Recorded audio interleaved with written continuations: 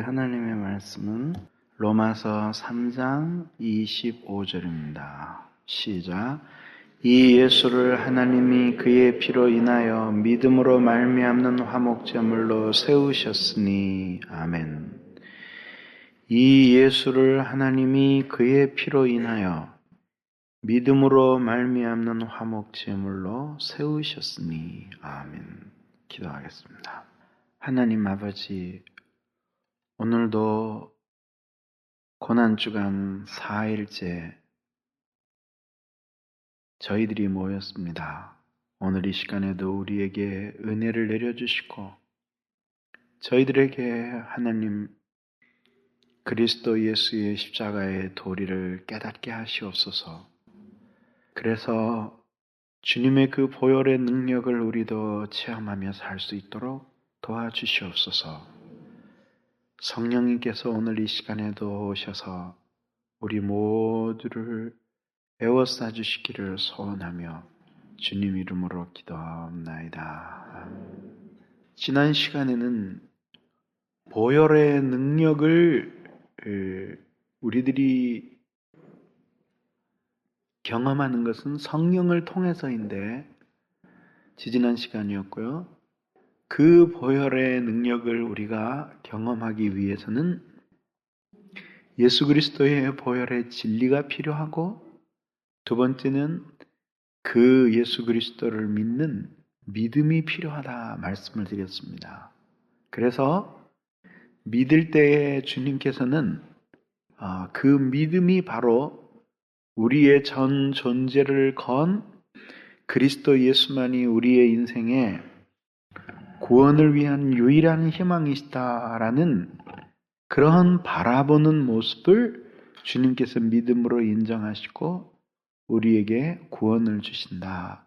그리고 그 구원은 단순한 용서받는 것이 아니라 용서 이상의 성령의 능력이 우리에게 주어지는데 그것을 가리켜서 우리들은 보혈의 능력이라고 부른다. 그 말씀을 드렸습니다. 그러면서 어제 그러나 이제 문제는 그것만이 아닙니다. 그리고 끝났습니다. 그래서 오늘 이야기는 이제 이런 이야기입니다. 주님이 하나님께서 자기의 아들 예수 그리스도를 죽게 하시고 또 우리를 믿게 하셨어요. 그래서 그 보혈을 인하여 믿음으로 말미암아 그분이 우리를 위한 하나님과 우리 사이에 화목제물이 되셨단 말이죠.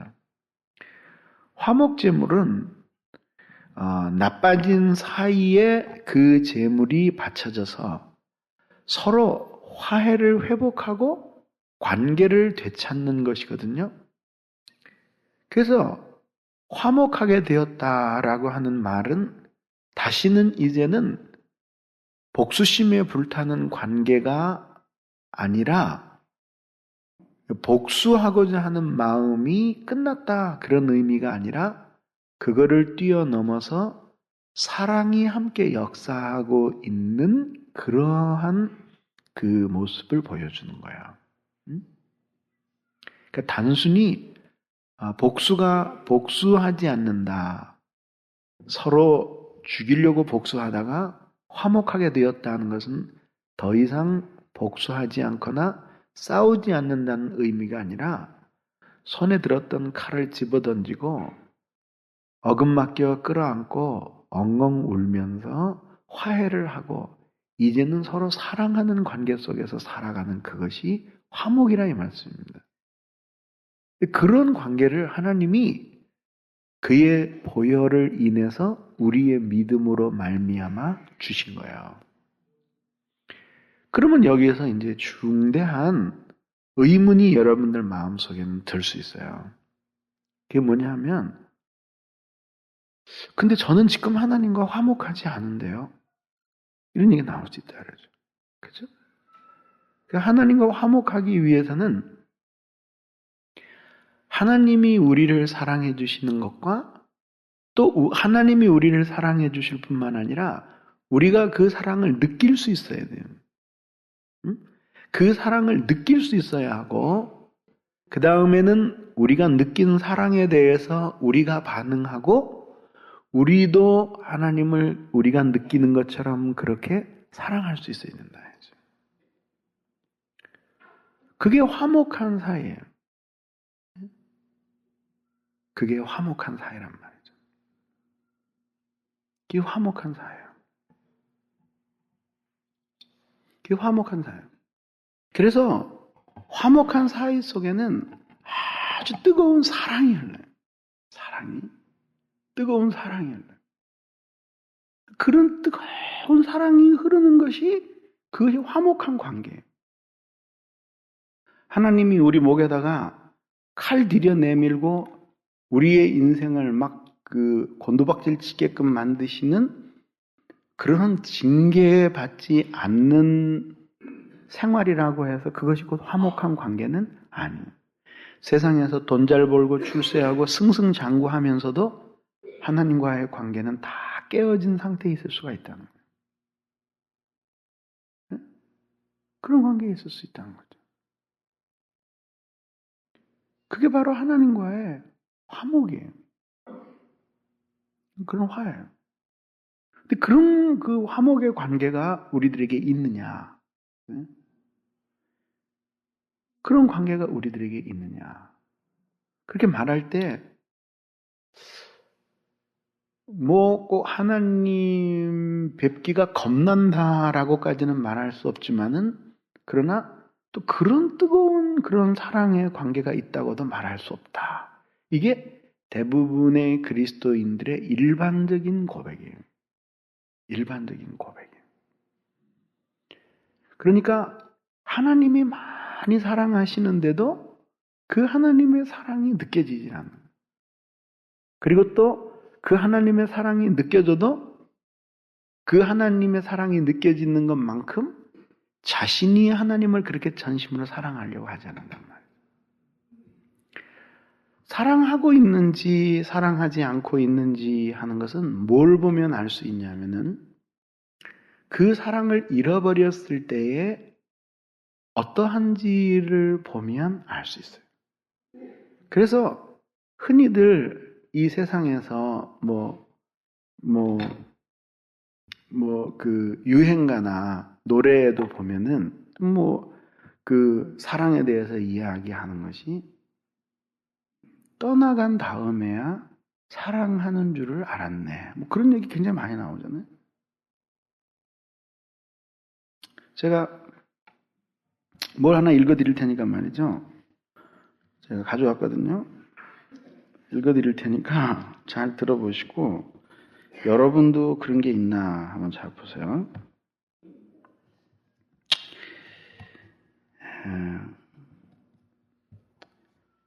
사랑하는 당신이여, 내가 괴로울 때 당신의 얼굴을 내게서 숨기지 마십시오. 당신의 귀를 내 목소리에 기울이셔서 내가 이렇게 울부짖을 때에는 속히 내게 대답을 들려주십시오. 당신이 떠나가 버렸기 때문에 내 사는 것이 젖은 짚을 태우는 연기와 같고, 그리고 내 뼈가 당신 생각에 바짝 말라갑니다.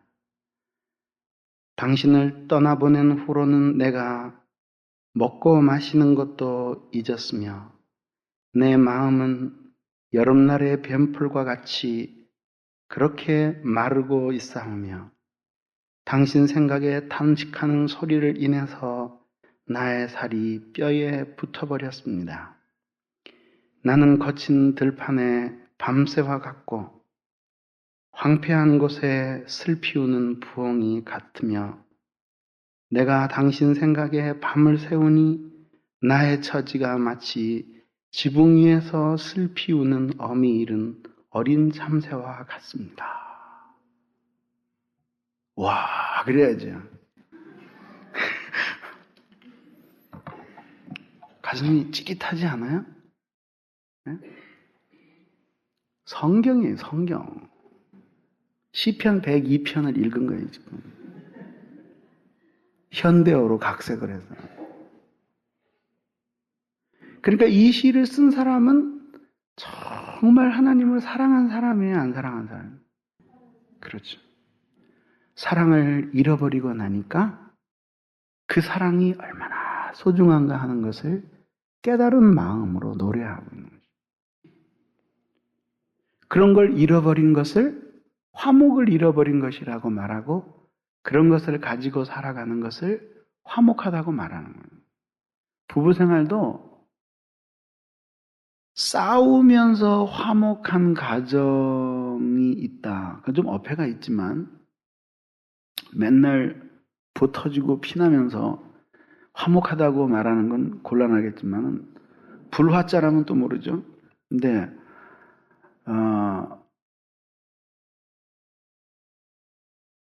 싸움 하나도 안 하면서도 전혀 화목하지 않은 가정이 있을 수 있어요. 너는 너, 나는 나. 그러면은 하나도 안 싸워도 불화한 거예요. 그렇기 때문에 화목의 조건은 싸운다 안 싸운다, 복수심이 있다 없다 그런 문제가 아니라 사랑의 관계가 성립했느냐는 문제예요. 그 예수님께서 우리의 믿음을 인해서 화목 제물로 자신을 삼으셔서 하나님과 우리 사이에 막힌 담을 허무시고 그게 우리에게 죄사함을 주셨는데 그럼 지금은 화목하냐? 그러니까 이 화목은 단번에 하나님이 우리를 자기와 화목하게 만들어 주신 것이죠. 그리고 이 화목은 영원을 향해서 의미를 가져요. 그래서 그리스도 예수 안에 있는 사람들에게는 정죄함이 없어요. 그러니까 그리스도 예수 안에 있는 사람들은 결국은 주님의 그 놀라운 은혜로 하나님이 구원해 주셔요. 그러나 문제는 무엇이냐면 우리가 이 세상을 살아가는 데 있어서는 죽은 다음에 천국 가는 것만 문제가 되는 것이 아니라 지금 예수님께서 죽으셔서 우리를 위한 화목 제물 되신 것이 지금 현재 나의 인생에 깊은 의미를 부여하고 효과를 가져다 주어야 돼요. 그러니까 그리스도 예수께서 죽으심으로 이루신 이 화목은 양쪽 측면을 함께 생각해야 됩니다. 하나는 영원한 형벌과 관련해서의 화목이고 또 하나는 매일매일 삶 속에서 누리는 이 화목이에요. 그러니까 매일매일 삶 속에서 화목을 누릴 때 그때 예수님이 나를 위해서 십자가에 못 박혀 죽으신 그 가치가 찬란하게 드러나는 거예요. 그러니까 오늘날 왜 많은 사람들이 이 예수님이 십자가에 못 박혀 죽으신 사건이 이렇게 엄청난 사건인 것을 우리가 어제 깊이 살펴봤잖아요. 그런데 사람들이 그것에 대해서는 다 동의하고 생각하면서도 감격하지 못하는 이유가 무엇 때문이에요? 간단해요. 영원을 향해서는 그러한 화목한 관계를 가졌는데 지금 현재 하나님과 화목한 관계 속에서 하나님과 우정 어린 뜨거운 사랑을 나누지 못하고 있기 때문에 그 옛날에 예수께서 십자가에 못 박혀 죽으시고 우리가 최초로 그리스도의 십자가를 믿을 때 우리에게 주셨던 그 화목의 놀라운 특권과 감격이 모두 사라진 거예요. 그러니까 그런 것들을 잃어버렸기 때문에 십자가에 대한 감격이 없는 거예요. 응? 누가 예수님이 우리를 위해 십자가에 못 박히셨다는 사실을 부인하는 사람이 누가 있어요? 이거 부인하면 이단이게? 그리고 그거 안 믿는 사람이 어디 있어요? 구원 못 받게요? 그런데 그 감격이 없는 이유는 무엇 때문이냐? 그건 옛날에 그런 적이 없었기 때문에 감격을 못하는 것이 아니라 옛날에 그런 적이 있었어도 지금 하나님과 화목한 관계를 누리지 못하고 있기 때문에 예수님이 십자가에 못 박혀 죽으신 이 사실이 우리에게 감격으로 다가오지 않는 거예요.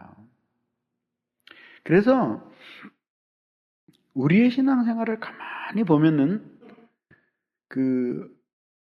하나님의 사랑을 많이 느끼고 하나님과 화목한 관계 속에서 살아가는 동안에만 이 십자가라고 하는 주제가 우리의 가슴 속에 불붙는 주제가 되지 우리가 그런 사랑을 잃어버리고 하나님과의 관계가 깨트려져서 불화하게 되면은 십자가의 이런 감격이 모두 사라지게 되는 거예요.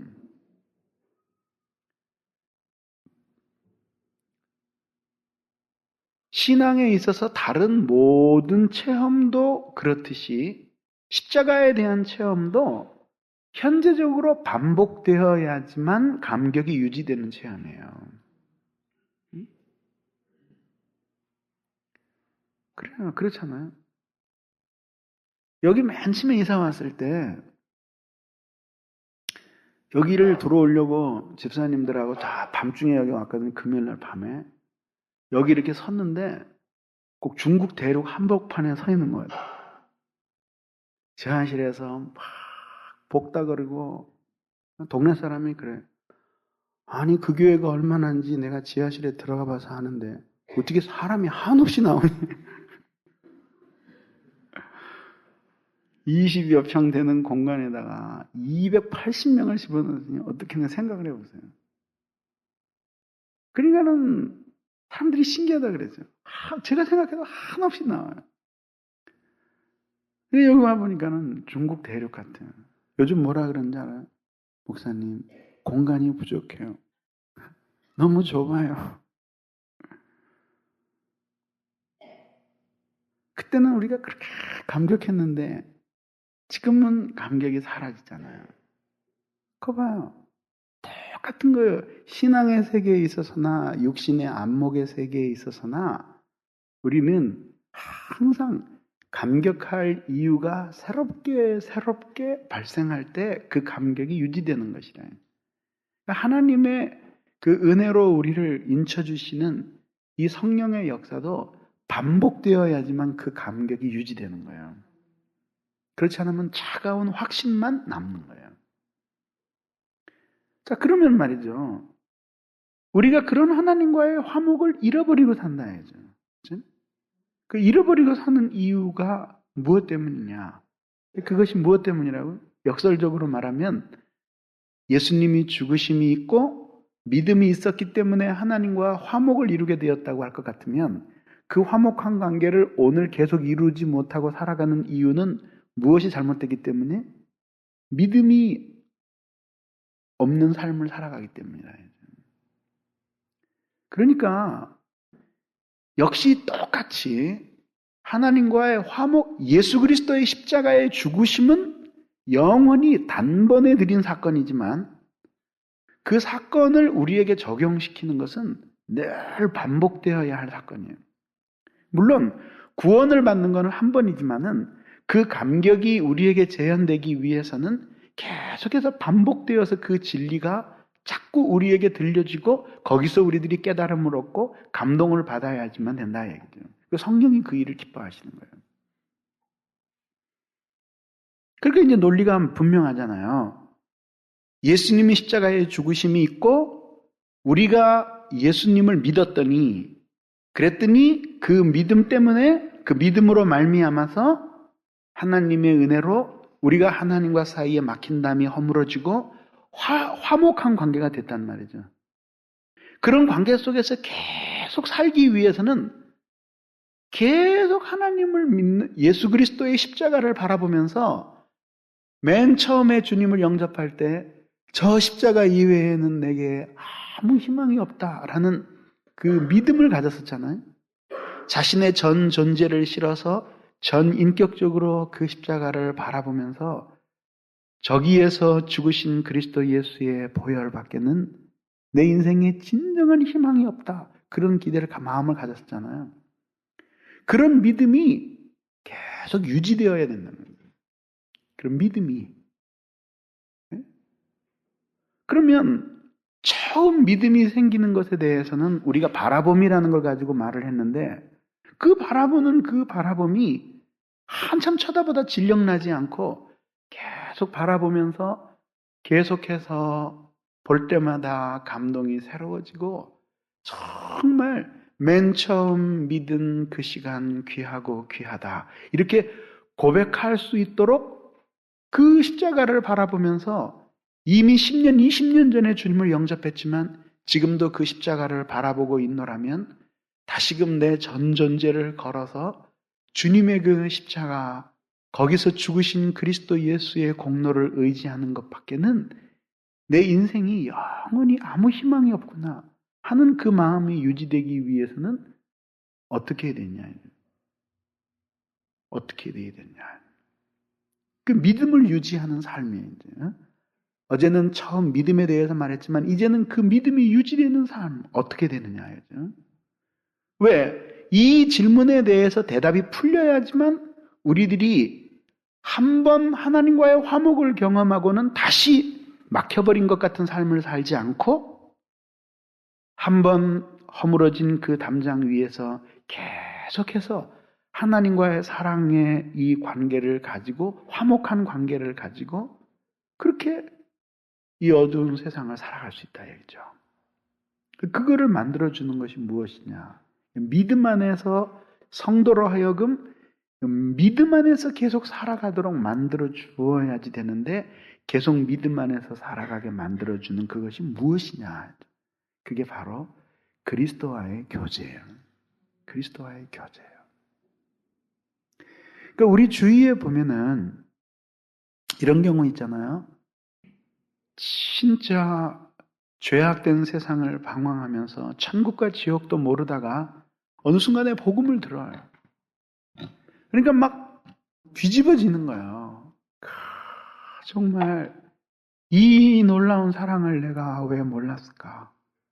그러면서 펑펑 울고 회개하는데 거짓이 아니라 진짜 보혈의 진리가 있었고 그리고 성령이 사용하셔서 그 사람을 근본적으로 바꿔놨어요. 나 세상 사랑 버렸네. 나 주님만 사랑하네.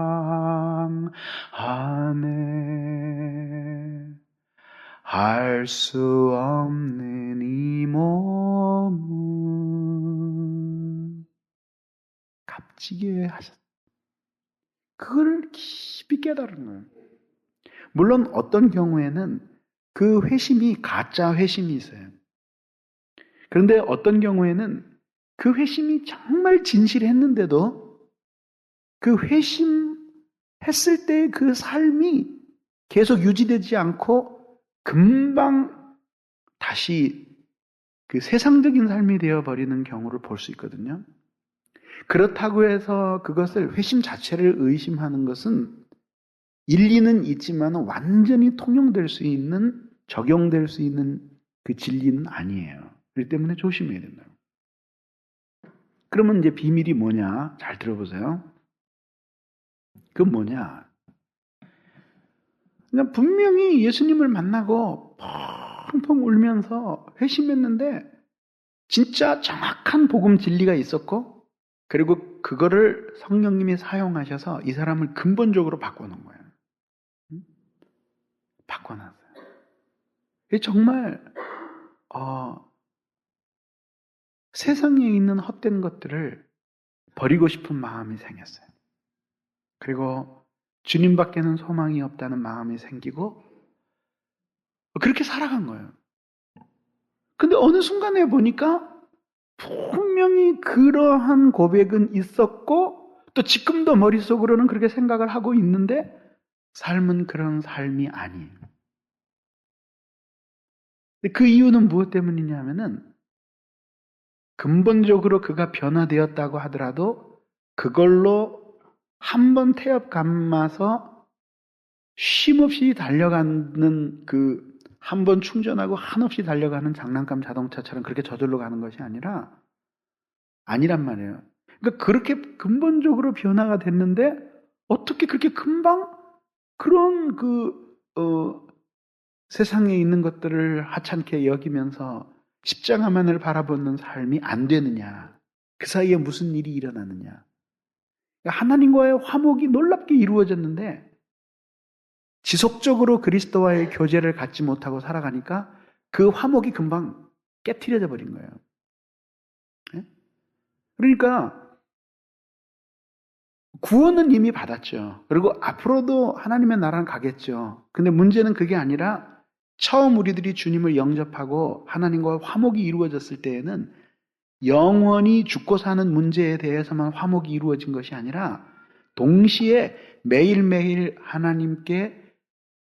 하나님과 교제하며 살아갈 수 있는 그 화목도 함께 회복되는 거예요. 두 개가 같이. 그래서 기도하면 들어주시고 찬양하면 감격이 있고 말씀을 들으면 빨려 들어오고 하는 이러한 놀라운 변화가 일어난 거예요. 근데 영원히 우리가 구원받는 그 화목은 우리가 내버려둬도 되지만 매일매일 그런 감격을 유지하며 살아가는 이 화목은 그리스도와 지속적인 교제를 누려야만 이게 유지가 되는 거예요. 근데 교제를 잃어버린 거예요. 교제를 잘 안 하는 거예요. 감격은 한 번 했는데 하나님 앞에 교제하는 생활 자체가 견고하지 않은 거예요. 그러니까 죄에 의해서 잠식되어 버린 거예요. 그래도 머릿속에는 분명히 옛날의 감격이 살아있죠. 그러니까 일정한 틀의 신앙생활은 안 벗어나요. 그래도 그렇게 하면 물론 완전히 개판치고 튀어나가는 사람도 있지만은 대부분의 경우 그래도 틀을 유지하면 산다고요. 근데 옛날에 누렸던 그런 감격은 없는 거예요. 바로 그거라고. 또 한 케이스 예를 들어보죠. 구원이 아니더라도 옛날에 구원을 받았는지는 모르지만은 진짜 아까 말씀드린 것 같이 교제도 잃어버리고 다 잃어버리고 하나님과의 화목한 관계도 잃어버리고 그냥 교회에 와서 팔짱 끼고 잠자는 게 일인, 출근부에 도장 찍듯이 말이야.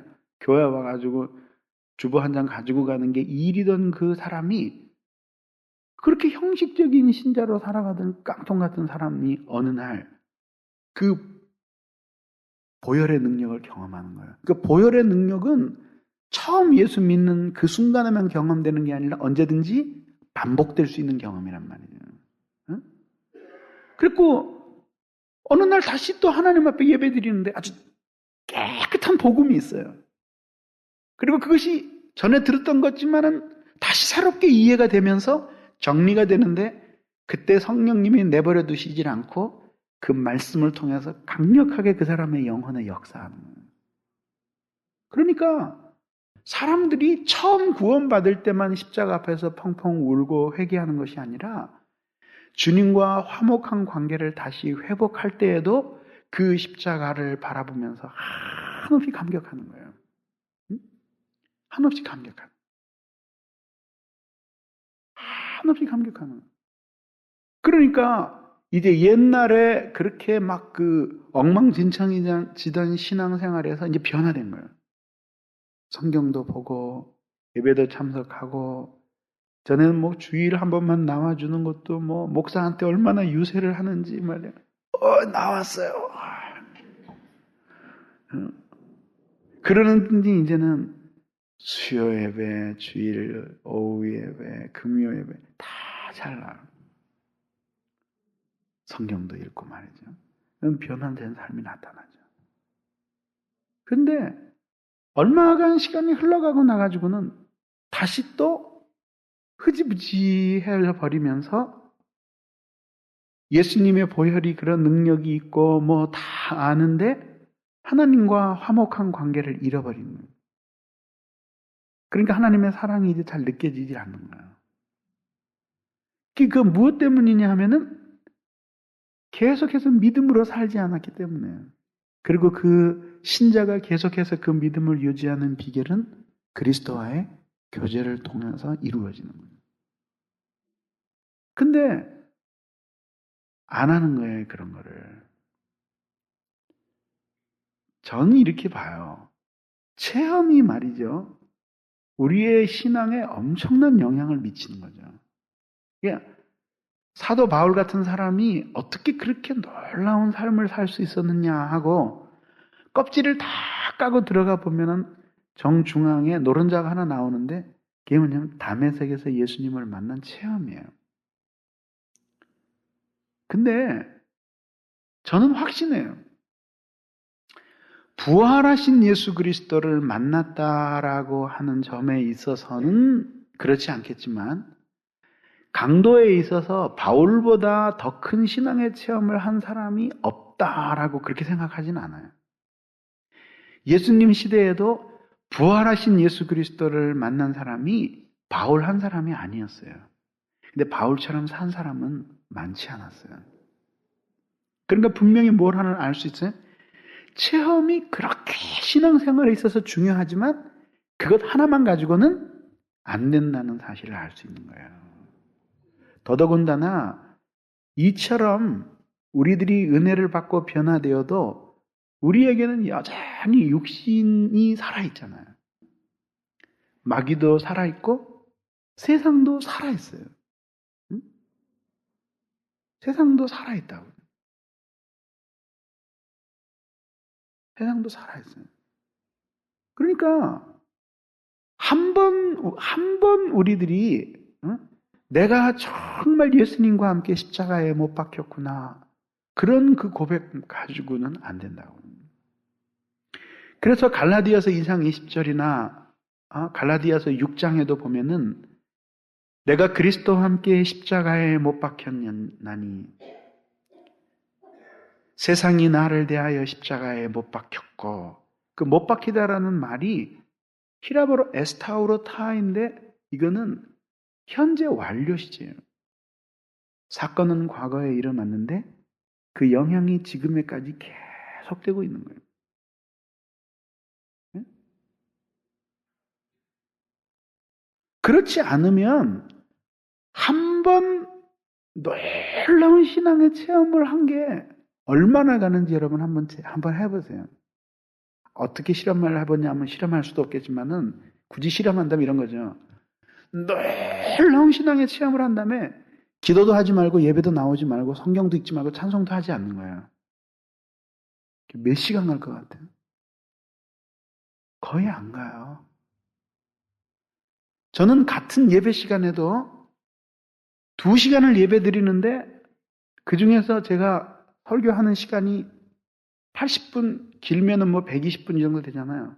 그럼 뭐 80분이라고 칩시다. 80분밖에 안 되는데도 그 80분 사이에 어느 부분에서는 마음이 막 녹아지는 것 같이 설교가 쏟아져 나오고 어느 순간은 내가 아니라 딴 사람이 여기 서 있는 것처럼 마음이 차가워지는 것이 느껴져요.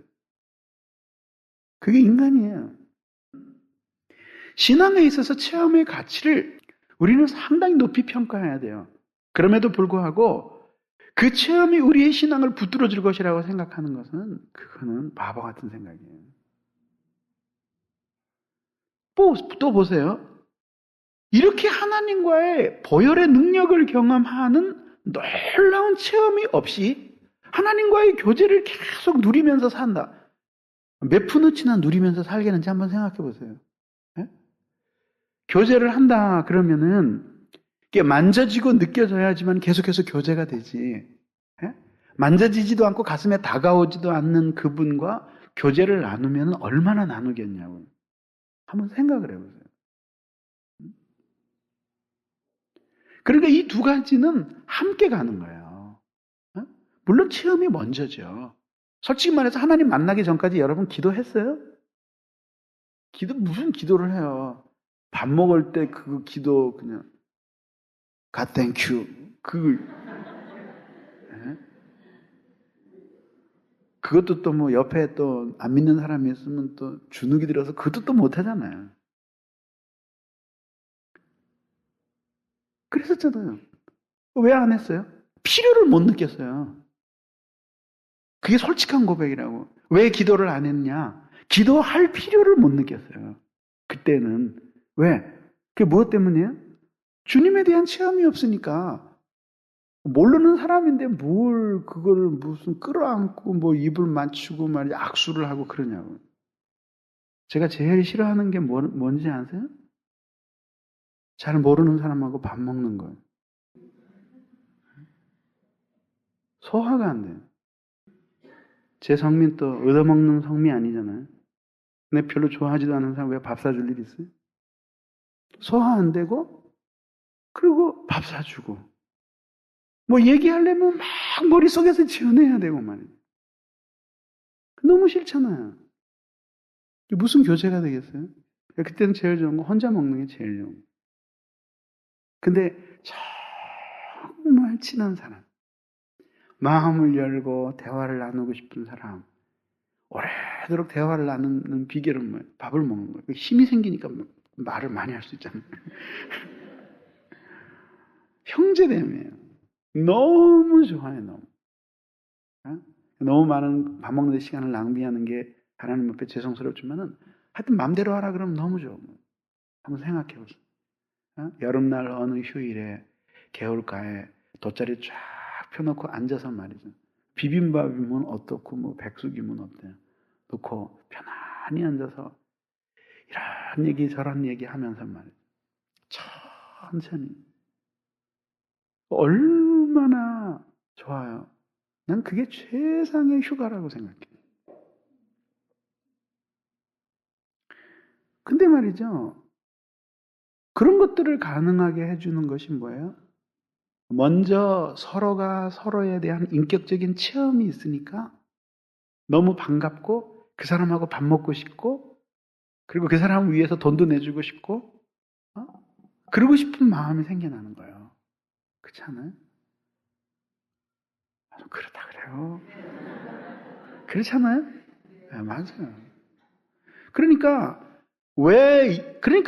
그러니까 예수 그리스도의 보혈의 능력을 체험하고 예수님을 통해서 하나님이 어떤 분이신지를 인격적으로 체험하기 전에는 기도를 왜 안 했느냐? 필요를 못 느낀 거예요. 기도할 필요를 못 느낀 거예요. 왜? 하나님이 너무나 낯설기 때문에 기도해야 할 필요를 못 느낀 거예요. 난 맨 처음에 예수를 믿을 때 신기한 게 뭐냐면요.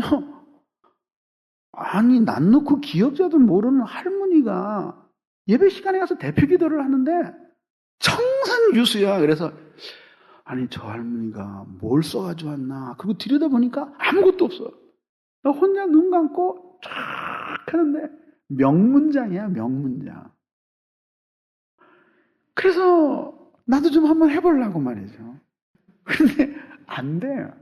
그게 불가사의였어요. 야, 어떻게 저렇게 저 사람 보고 분명히 저런 걸 쓰라 그러면 못 쓸 텐데 어떻게 저렇게 줄줄줄줄줄줄줄줄 하면서 세계 방방곡곡까지 돌아다니면서 말이에요.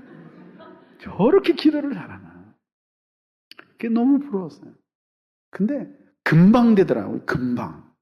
불과 한 달 만에 되더라고요. 왜? 주님을 만나고 주님을 인격적으로 체험하고 나니까 쏟아져 나오는 거예요. 주님을 향한 말. 철야 기도할 때 김남준 선생 우리를 위해 대표 기도해 주십시오. 기도하고 나서 시간 쳐다보면 15분이 흘렀어요. 그때부터 뭔가 길게 하는데 소질이 있습니다. 근데 그것도 짧아요. 그거를 가능하게 해주는 게 뭐예요? 인격적인 체험이거든요. 그러니까 그런 체험이 있어야지만 기도할 마음이 생기게 되고 또 말씀을 듣고 싶은 체험이 생기게 되잖아요. 어떤 때는 불시에 방문객이 찾아와요. 어떻게 안 만날 수는 없잖아요. 난 지금 글도 쓰고 성경도 봐야 되는데 마음속으로 빨리 좀 가게 해주십시오. 빨리 좀. 이런 사람들 안 가. 내가 단호했던 옛날 청교도들처럼 뻘떡 일어나면서 당신 같은 사람하고 이 쓸데없는 얘기로 시간을 낭비하고 있는 것은 하나님 앞에 범죄요. 가시오. 그런 담력은 없어요. 그러니까 너무 괴로워요. 왜 여러분 예수님 만나기 전에 설교 들으면 계속 자고 진짜 설교가 1시간만 넘으면은 진짜 설교자가 아주 지긋지긋하게 배기 싫게 느껴지던 이유가 무엇 때문이에요? 하나님의 음성을 들어야 할 필요를 못 느꼈기 때문이에요. 그렇게 먼저 주님을 만나는 그 체험은 중요하다 얘기예요. 그런데 그 체험만 가지고는 안 된다 얘기예요. 그렇게 중요한데 그것만 가지고는 안 된다 그랬잖아요. 지금. 지속적으로 그분과의 교제 속에서 살아야 돼요. 그리고 그 교제의 기초는 사랑이에요. 사랑이 있는 교제 속에서 살아가야 돼요. 교제 속에서 살아가야 돼요. 그러니까 이번에도 주님 영접하고 또 영접하지는 않았다고 하더라도 십자가를 새롭게 경험해 하신 분들에게 제가 말씀드리는데 즉시 여러분들의 경건 생활을 점검해야 돼요. 그래서 지속적으로 규칙적인 기도 생활과 규칙적인 예배 생활, 그리고 규칙적인 성경 읽기, 이것을 엄청난 일이 일어나지 않는 한 계속 지속하겠노라고 다짐을 해야 되는 것입니다. 그렇지 않으면 어떤 결과가 오냐 하면은 체험 한번 하고 다 털어먹고, 그러고 나면은 그 다음에 어떻게 되냐 하면은 하나님과의 교제가 없고 믿음으로 못 사니까 하나님과의 화목이 깨지죠. 깨지고 나면은 어두운 죄의 길에 들어가는 거죠. 내가 끝까지 가면은 죽을 것 같아서 헐떡거리죠. 살려달라고 하나님 애원하면 한 번 또 체험을 주시잖아요. 근데 뭐예요? 다시 걔가 토했던 대로 돌아가는 거와 마찬가지로 그 한 번 체험하고는, 그러고는 막 감격하고는 그 다음에 또 다시 또 예생활로 돌아가는 거예요. 그러다가 죽는 거예요. 그렇게 하면은 뭐예요, 여기? 체험을 한 거는 결국은 성도로서 하나님 앞에 살아가는 데에는 아무 도움을 안 주고, 뭐만 주었냐 하면은 가끔 정신 차리게 만드는 도구가 되었을 뿐이죠. 그렇게 살아가는 것은 짐승은 짐승인데 약간 지능이 있는 짐승 같은 삶이에요. 그런 삶을 살아서는 안 된다. 그렇기 때문에 여러분들이 십자가의 감격을 잃어버리고 살아가고 있다고 할 것 같으면, 여러분들이 십자가의 감격을 경험한 이후로 주님과의 교제를 나누기, 그것을 유지하면서 살아가기 위해서 얼마나 애를 썼는지 생각해 보세요. 그거를 주님께서는, 그런 거를 애쓰지 않은 것을 주님께서는 굉장히 중요하게 생각하시는 거예요. 굉장히 중요하게 생각하시는 거예요. 그러니까 여러분들은 이런 생각을 하잖아요. 그 뭐 하루 기도 안 한다고 해서 뭐 어떠랴? 뭐 하루 말씀 안 본다 그래서 어떠랴? 예배 한 번 빠진다 그래서 어떠랴? 근데 한 번 굴복하게 되면은 그 다음에 항거하기 위해서는 처음 굴복하던 것에 항거하면 벗어날 수 있었던 것에 2배, 4배, 8배, 16배의 힘이 필요한 겁니다. 바로 그거예요.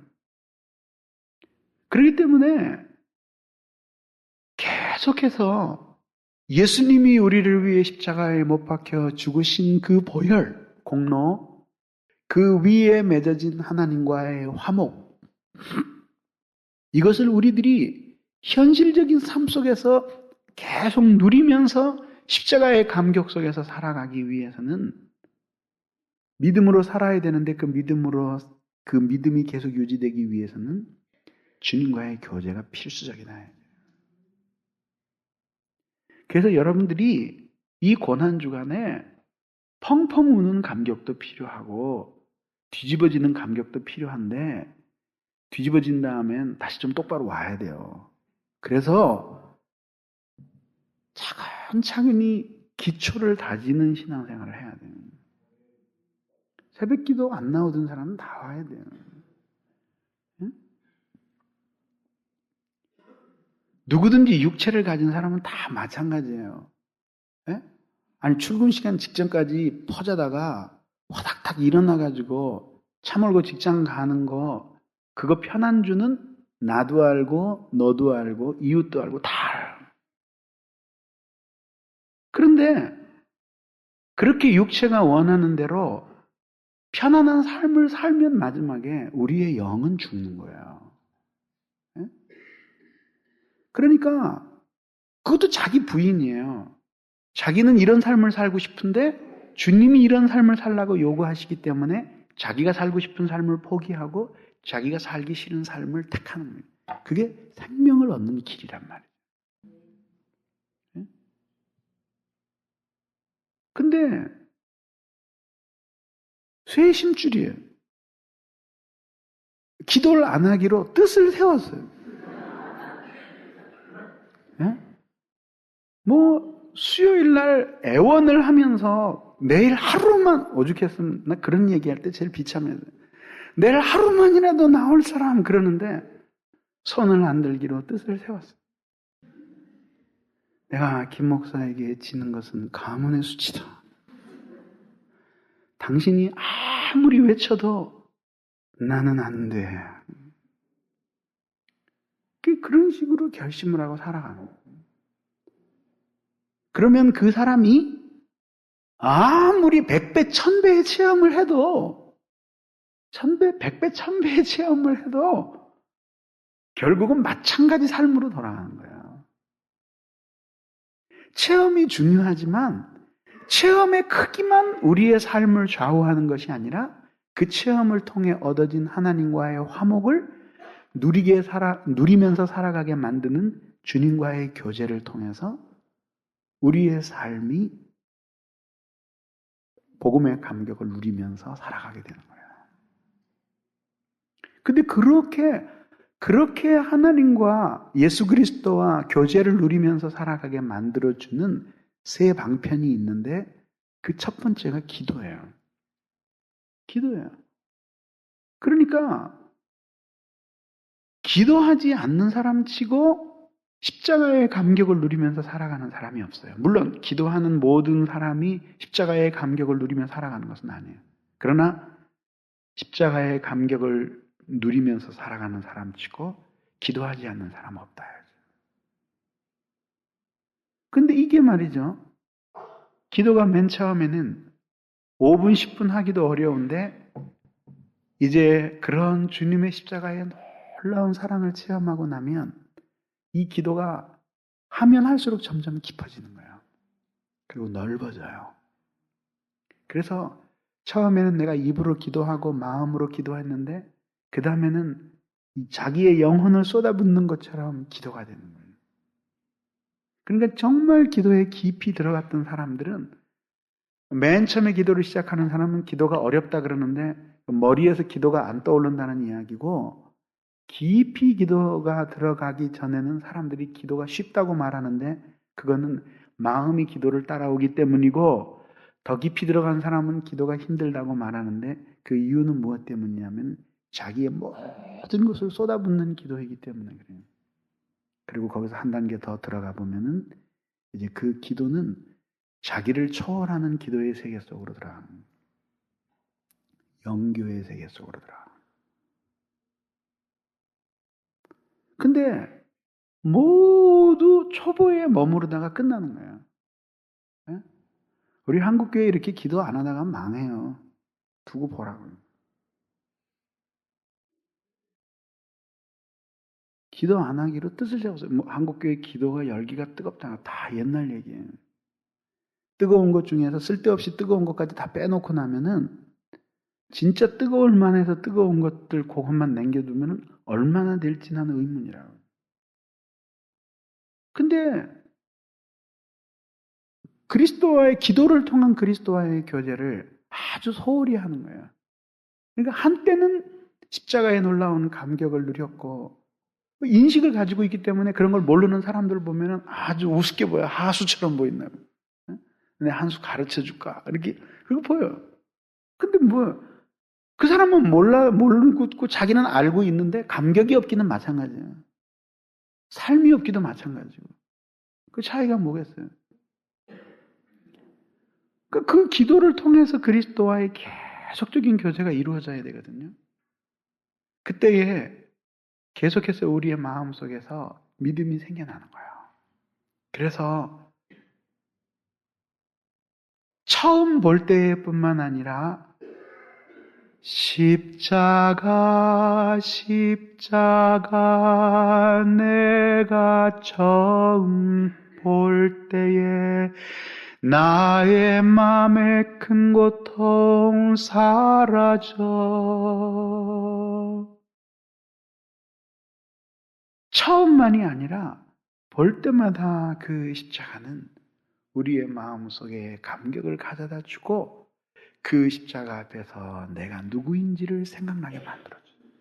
바울처럼 일생을 다 살고 난 후에도 그 십자가 앞에서 내가 죄인 중에 괴수입니다 라고 고백하며 백발이 성성한 머리를 흔들며 흐느낄 수 있는 그런 심령이 되는 거예요. 네? 오늘날의 신앙생활을 가르쳐서 저는 돌가슴 철마음 경연대회라고 부르거든요. 네? 철판 깔았어요. 그 얼굴에서 눈물이 흐르는 것을 기대하느니 차라리 석고상에서 피 떨어지기를 기대하는 게 낫지. 근데 돌가슴 철마음 경연대회 하면 항상 입상권에 드는 사람은 누구냐 하면 교회 오래 다니는 사람들, 입상권이에요. 그리고 그랑프리는 누가 차지하느냐 하면 교회에서 직분이 높은 사람들이 차지하는 거예요. 이거 왜 그래요? 그리스도와의 교제가 끊어졌기 때문에 이런 일들이 일어나는 거예요. 응? 왜 사랑이 없어요? 왜 생명이 없어요? 왜 은혜가 없어요? 왜 진리에 대한 충성심이 없어요? 왜 하나님의 자녀답게 살고자 하는 욕망이 없죠? 이게 모두 기도를 통한 그리스도와의 교제가 사라지기 때문에 죄와 더러움은 누적되고 이전에 받았던 깨끗함과 순결함은 점점 잃어버리는 거예요. 주님 앞에 받았던 신령한 감동은 시간이 지나면서 점점 식어지고 이게 식어지면서 들어온 세상의 감정은 세속적인 감정은 점점 뜨거워지는 거예요. 이런 식의 삶을 살아가는 그게 뭐예요? 그러니까 기도를 안 하니까 그리스도와의 교제를 누리지 못하고 그 교제를 누리지 못하니까 믿음이 식어지고 그러니까 주님이 우리에게 이루어 놓으신 그 화목한 관계를 현실적인 삶 속에서 누리며 살아가지 못하는 거예요. 그러니까 결국은 이상한 부조화가 생기는 거예요. 큰 놀라운 체험, 큰 십자가에 대한 경험 다 했어요. 어떻게 살아야 되는 것도 다 알아. 근데 항상 머리 위에서만 놀지 이 목 이하로는 따로 노는 거예요. 그런 신앙으로 바뀌는 거예요. 고난주간에 십자가의 의미를 깨닫고 예수 나를 위하여 십자가를 질 때 세상 죄를 지시고 고쳐 당하셨네. 뚝뚝 떨어지는 그 피를 느끼면서 펑펑 우는 것도 필요해요. 근데 그러고 나서는 그리스도와의 교제 생활을 계속 하기 위한 장기적인 결심을 해야 되는 거예요. 장기적인 결심을. 그렇게 주님 앞에 기도를 통해서 깊이 교제하면서 살아가다가 보면 어떻게 되냐 하면 그런 십자가의 진리가 들려질 때 금방 새로운 감격이 일어나는 거예요. 네? 새로운 감격이 일어나는 거예요. 그 예배 시간에 그 늘 감격하는 사람들은 어떤 사람들이냐 하면은 늘 기도하는 사람들이에요. 그러니까 쉽게 이 감격이 주어지는 거예요. 물론 그런 사람들이라고 해서 완전하게 사는 건 아니죠. 완전하게 사는 사람이 이 세상에 어디 있겠어요. 그래서 제가 죄죽임의 교리를 설명할 때 그런 비유를 들었잖아요. 네? 무슨 비유? 촛불을 이렇게 켜놨는데 하나는 추운 겨울날 생초예요. 하나는 여태까지 불이 계속 탔었어요. 껐어요. 그리고 탁 불을 켜면은 성냥을 근처만 갖다 대도 탁 붙어요, 불이. 근데 이 추운 겨울날 구멍가게에서 사온 이 생초는 성냥을 2개씩 켜가지고 막 갖다 비벼야 돼요. 그게 겨우 불이 붙는다고. 그게 뭐예요? 약간 허물이 있는 삶을 살아도 늘 기도하면서 그리스도와의 따뜻한 교제를 유지하며 사는 사람들은 십자가의 복음이 탁 제시가 되면은 금방 감격하는 거예요. 금방. 그 마음이 어떤 마음? 어린아이와 같은 마음이라. 그리스도와의 교제가 가져다 주는 마음이에요. 그런데 기도를 안 하니까 그리스도와의 교제가 끊어지니까 그 다음에 이런 마음이 딱딱하게 식어지는 거예요. 시간이 지날수록 이 마음은 얼음장 같아지고 나중에는 돌 같아지고 나중에는 쇳덩어리 같아지는 거예요. 웬만큼 거기다가 그 불을 거어대도 녹지 않는 거예요. 그렇게 딱딱하게 굳어지는 동안에 그 딱딱한 껍질 속에서는 수많은 죄악들이 저질러지는 거예요. 예?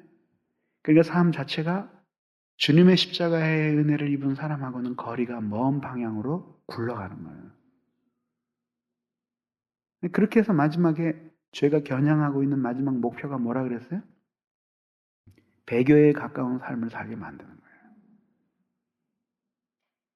그러니까 아무리 십자가의 보혈로 구원을 얻었어도 우리를 구원해 주신 그리스도 예수와 지속적인 교제의 관계를 누리면서 살아가지 않으면 막판은 어디로 가는지 뻔한 거예요.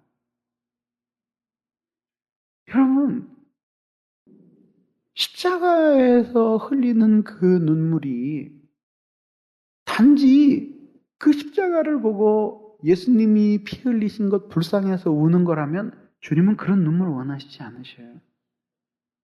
주님이 우리에게 필요로 하는 것은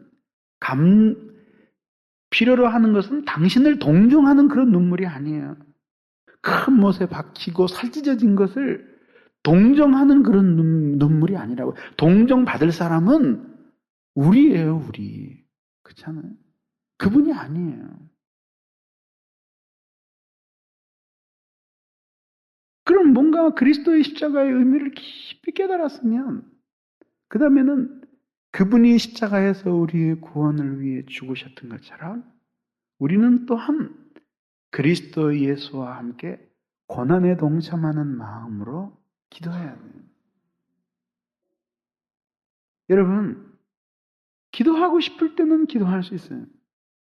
기도하기 싫을 때에는 기도하기 싫죠. 그렇게 사는 거는 또 어떤 의미에서 신앙적인 짐승과 같은 삶이에요. 스펄전이 이런 이야기를 했어요. 기도할 수 있을 때 기도하십시오. 왜냐하면 지금 당신이 기도할 수 있기 때문입니다. 기도할 수 없을 때에는 더 기도하셔야 합니다.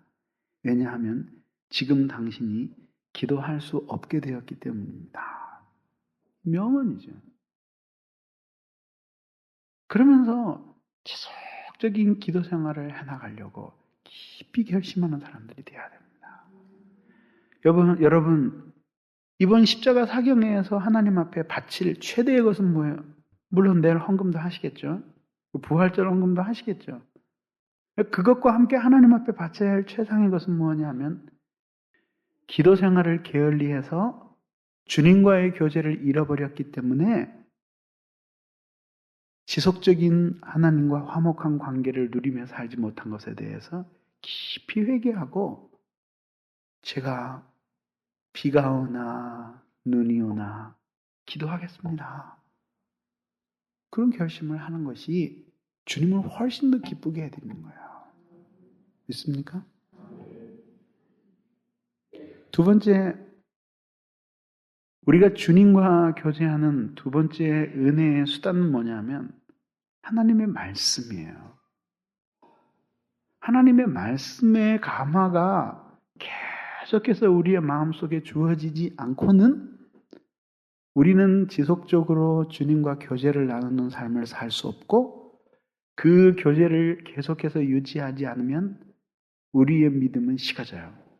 그리고 믿음이 식어지게 되면 주님이 우리를 위해서 화목의 길을 열어놓으셨는데 우리가 그 길로 안 걸어간다. 특별히 이 하나님의 말씀은 가장 중요한 두 가지가 있는데 하나는 개인적으로 성경을 읽으면서 은혜를 받는 것과 공적인 예배 중에 선포되는 설교예요. 이것이 두 축이에요. 가장 중요한 두 축이에요.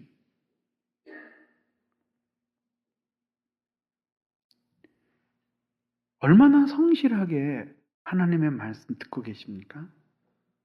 우선 여러분 매일매일 성실하게 하나님의 말씀을 규칙적으로 읽어나가고 읽을 뿐만 아니라 그 속에서 개인적으로 여러분들에게 주시려고 하는 하나님의 말씀을 깨달아야 해요. 오늘도 조나단 에드워드를 읽어보니까 나는 매일매일 성경을 읽었다.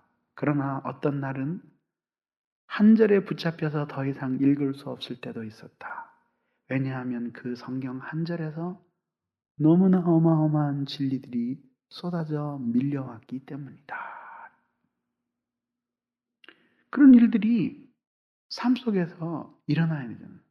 매일매일 성경을 읽으면서 많이만 읽는 게 최고가 아니라 읽으면서 거기서 하나님이 나에게 주시는 말씀이다 라는 것이 가슴에 다가오는 것이 있어야 된다.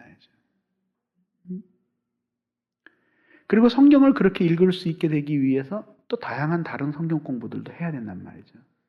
얼마나 여러분 성경을 읽으면서 오늘 나에게 주님이 주시는 말씀이구나. 그렇지. 난 참 깨달았어. 그런 게 있냐. 통계에 의하면 51%의 한국교회 그리스도인이 전혀 성경을 안 읽는 걸로 통계가 나와 있어요. 물론 우리 교회는 프로티지가 좀 낮을지 모르죠. 있어요, 여기도. 그렇게 살아보라고요. 막판에는 결국은 짐승처럼 살다가 인생이 끝나는 거예요. 하나님의 예배 속에서 선포되는 하나님의 말씀에 대해서 얼마나 깊이 귀를 기울이면서 여러분 감화를 받고 있습니까? 그러지 못한다고 하는 증거는 참 많아요. 정말 많아요. 그게 어디서 입증이 되냐 하면은 우리 교회 녹취 언신자 팀이 있거든요. 설교를 글로 푸는 팀들이 있는데 그분들은 그래도 말씀에 대한 사모함이 있으니까 얼마나 힘든데요, 그거. 한번 해보라고요. 처음 익숙해지면은 좀 괜찮은데 처음에는 죽는다고요. 어떤 사람은 3일 걸렸대, 한 개 푸는데. 얼마나 힘든지 한번 생각해 보세요. 그거 막 빠르게 나가는 말을 어떤 때는 말도 잘 안 될 때가 있는데 연결이 안 될 때가 있는데 그거를 다 손으로 풀어서 컴퓨터로 친다고 생각을 해봐요. 그러니까 말씀에 대한 기본적인 사랑과 감각을 가지고 있는 사람들인데도 그것이 들려올 때에는 반응을 못하던 사람들이 컴퓨터 앞에서 풀면서 컴퓨터 자판 들고 통곡하는 일이 일어난다 얘기예요. 얼마나 많이 놓치는가 하는 걸 알 수 있잖아요. 그래서 우리 교회 문서선교부 총무 우리 진광희 집사 얘기는 자기 생각에는 우리 교인이 전부 문서선교부의 주별회원에 가입했으면 좋겠대요. 근데 그 말이 테이블 많이 팔아가지고 돈을 벌겠다는 그런 얘기가 아니라 아까 얘기한 그런 경험들을 우리 각자가 가지고 있기 때문에 그 자매님 생각에는 2번씩 설교를 듣는다면 얼마나 많이 복되겠는가 그 얘기를 하는 거예요. 그 사실이라고요. 얼마나 많이 놓치는지 몰라요. 그런데 어느 한순간에 우리들이 그것을 다시 듣다가 보면은 우리들이 그때는 놓쳤는지를 몰랐는데 다시 듣다가 보면은 엄청나게 많이 놓쳤다고 하는 사실을 깨닫게 되는 거예요. 어떤 때는요, 설교를 한 제 자신이 그거를 느낄 때가 있는데, 근데 듣는 여러분들은 어떻게 했는지 한번 생각을 해보세요. 막 쏟아져 나오는데, 한 1년 뒤에 녹취해놓은 걸 보고 저렇게 풀고 보면, 이때 내가 이런 설교를 했었나, 그런 생각이 드는 거예요. 그 하나님의 말씀을 우리들이 그렇게 많이 흘려보내는 거예요. 네? 그러니까 말씀이 우리에게 다가와서 우리를 깊이 감동시켜서 우리에게 신령한 은혜의 세계에 대한 갈망을 주고 그 말씀을 통해서 성령님이 우리를 변화시켜 주시는 역사가 늘 되풀이되고 반복될 때에 그때에 우리들이 그리스도와의 교제를 누리며 살아갈 수 있게 되는 거예요. 그래서 교회에 와서 설교를 들은 다음에 정말 은혜를 받는 사람들은 설교를 듣고 감화를 받고 나서는 세 가지 정도의 결심이 떠올라야 돼요. 그게 뭐냐면, 첫째는 뭐냐 하면은 내가 너무 성경을 모른다는 것과, 그래서 성경을 많이 깨닫고 싶다는 욕구와, 두 번째는 저렇게 살지 못했다는 것에 대한 깊은 후회, 세 번째는 저렇게 살고 싶다고 하는 거룩한 결심. 이 세 가지가 반응으로 나타나야 돼요.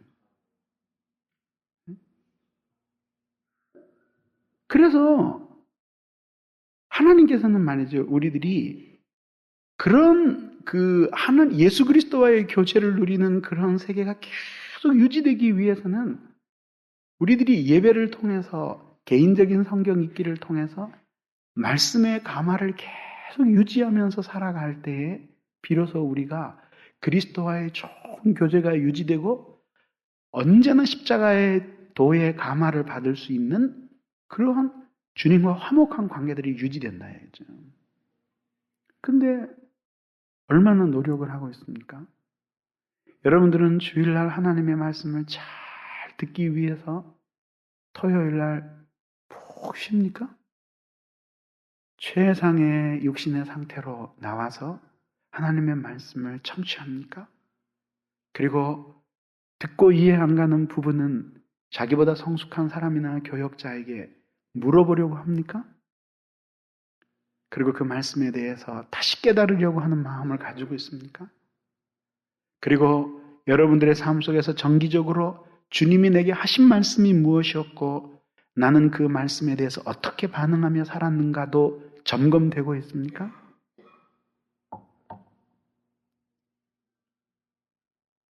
그런 삶이 없다고 하는 것은 결국은 그리스도와의 교제가 끊어진 속에서 살아가는 삶을 의미하는 것이에요. 그런 삶은 마치 벤 풀이 곧 말라버리는 것 같은 그런 삶이 되어질 수밖에 없는 거예요.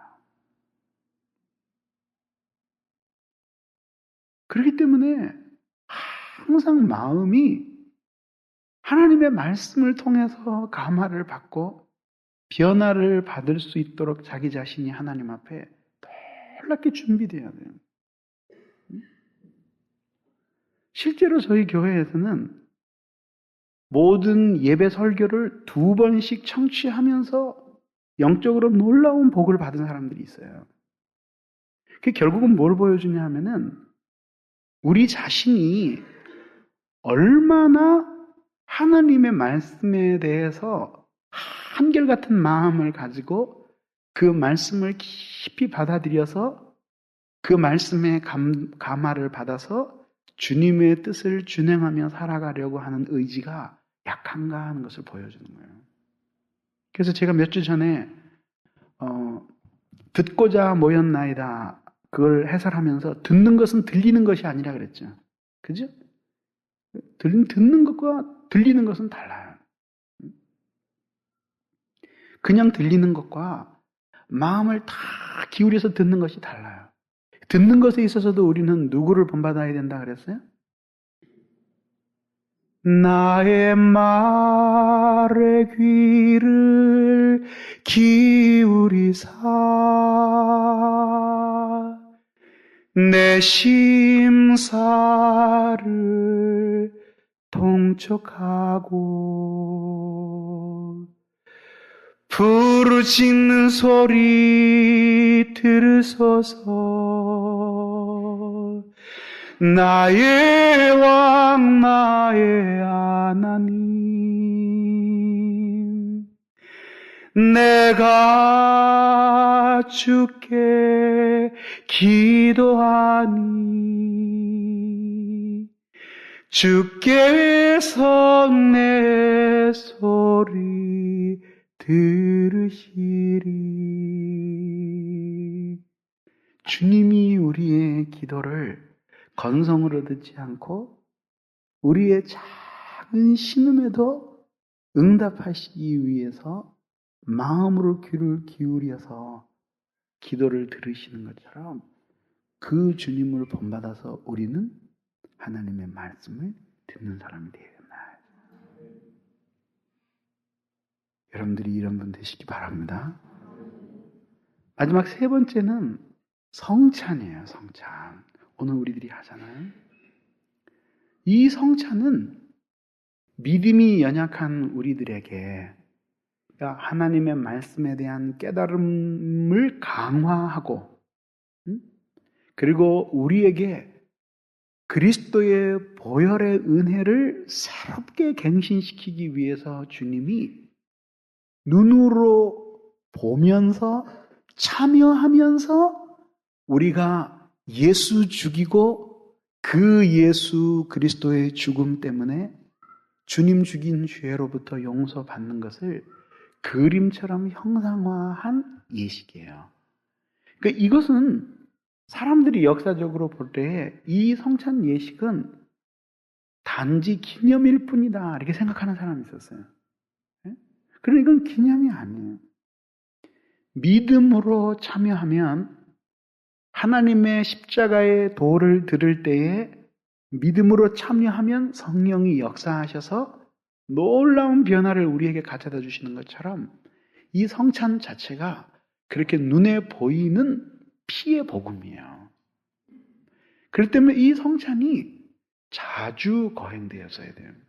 근데 문제가 뭐냐면은 너무 자주 하니까 사람들이 그 마음의 태도가 성찬을 대하는 게 너무 약화되는 거예요. 그 이유가 무엇 때문이에요? 아까 그거예요. 그리스도와 친밀한 교제 속에서 살아가면 그러면 늘 성찬을 해도 즉각 피 묻은 복음에 대한 감격이 있고 예수 못 박혀 죽으신 것에 대한 감격이 있는 거예요. 매주 교회에 나와서 십자가라는 이야기만 들어도 눈물을 흘리고 감격하는 사람들은 매주 성찬을 해도 똑같은 일들이 일어난다고요. 근데 그리스도와의 그런 교제가 사라지고 믿음을 잃어버리고 화목한 삶을 살아가지 못하게 되니까 결국은 십자가에 대한 감격을 잃어버리고 그걸 잃어버리니까 성찬에 대한 감격을 함께 잃어버리는 거예요. 오죽했으면 1년에 2차례밖에 안 하잖아요. 칼빈도 한 달에 한 번 정도는 했으면 좋겠다라고 했는데 한 달에 한 번 하는 교회도 거의 없어요. 우린 자주 하는 편이죠. 1년에 4차례나 합니다. 할 수 있으면 늘려야 돼요. 그리고 할 수 있으면 매주 하더라도 매주 예수 나를 위해 십자가를 질 때 세상 죄를 지고 고쳐 당하셨네 하는 십자가의 죽으심에 대한 현재적인 감격이 새로워지는 교회가 되어야 되는 거죠. 사랑하는 성도 여러분, 주님이 십자가에 죽으셨어요. 자기를 다 버리셨어요. 우리가 그것을 믿었어요. 막힌 담장이 허물어지고 그리스도 예수 안에 새로운 피조물이 되었고 우리에게는 정죄함이 없게 되었어요. 근데 왜? 그 복음에 대한 감격, 구원의 놀라운 은혜에 대한 십자가의 감격이 사라지고 있는 이유는 무엇 때문에? 우리 주 그리스도와의 교제가 끊어진 것 때문 아닙니까? 감동이 없는 차가운 성찬, 눈물 한 방울 없는 게으른 기도 생활, 하나님의 말씀에 감화를 받지 못해도 그것이 영혼의 적신호등이라고 하는 사실을 인정하지 않는 그 방종한 신앙생활, 이런 것들이 주님의 십자가의 죽으심을 헛되게 만들고 있지 않습니까? 이 고난의 주간에 기도하기 싫을 때에는 못 박혀 죽으신 주님의 고난을 생각해야 돼요. 그래서 기도 생활이 우리에게 고난을 요하더라도 우리는 그 고난을 지불할 마음을 가져야 돼요. 하나님의 말씀을 붙들고 살지 못할 때에도 우리들이 십자가에서 자기를 찢으신 주님의 고난의 형상을 보면서 주님이 두루마리에 기록된 아버지의 뜻을 이루기 위해서 저렇게 죽으셨으니 우리도 주님의 말씀을 깊이 깨닫고 실천하기 위해서는 고난과 아픔이 따르더라도 그것을 이상하게 생각하지 말아야겠다라는 결심이 필요하다. 그런 삶을 살 때 우리는 끊임없이 십자가의 감격을 가지고 하나님과 한번 허물어진 그 담장 위에서 늘 주님과 교제하며 사는 화목한 삶에 있어서 승리를 경험하게 될 것입니다. 기도하겠습니다.